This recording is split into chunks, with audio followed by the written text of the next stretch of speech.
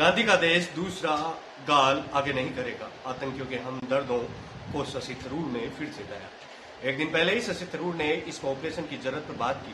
उन्होंने कहा, हमारे प्रधानमंत्री ने एकदम साफ कर दिया था ऑपरेशन सिंदूर जरूरी है, क्योंकि यह आतंकवादी आए और 26 महिलाओं के माथे से सिंदूर हटा दिया। पनामा में भारतीय प्रतिनिधिमंडल के प्रमुख शशि थरूर ने पाकिस्तान को फिर चेतावनी दी। उन्होंने कहा कि किसी भी हमले का जवाब दिया जाएगा और अब देश दूसरा गाल आगे नहीं करेगा। उन्होंने कहा, महात्मा गांधी ने हमें यह भी सिखाया कि हमें हमेशा अपने अधिकारों के लिए खड़ा होना चाहिए।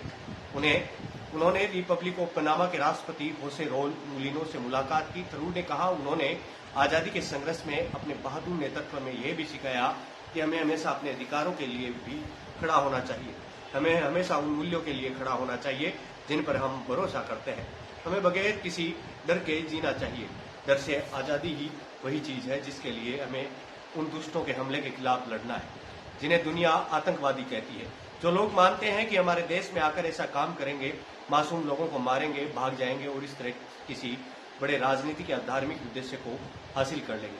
उन्होंने कहा, यह कोई स्वाभिमानी देश नहीं करता और अगर ऐसा होता है तो यहाँ तक कि महात्मा गांधी की धरती भी दूसरा गाल आगे नहीं करेगी। हम जवाब देंगे। एक दिन पहले ही शशि थरूर ने इस ऑपरेशन की जरूरत पर बात की। उन्होंने कहा, हमारे प्रधानमंत्री ने एकदम साफ कर दिया कि ये क्यों जरूरी था, और ये जरूरी भी था। इसका रीजन है, इसका कारण है। और उन्होंने ये भी कहा, कुछ महिलाएं रो रही थी, उन्हें भी मार दिया गया, लेकिन उन लोगों ने कि नहीं, जाओ बताओ कि तुम्हारे साथ क्या हुआ है।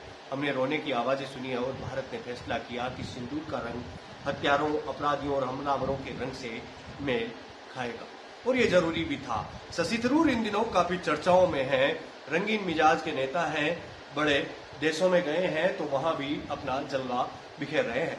अभी मैं चलता हूं, मिलते हैं एक नए वीडियो में। तब तक के लिए आप बने रहिएगा देवम बाट के साथ।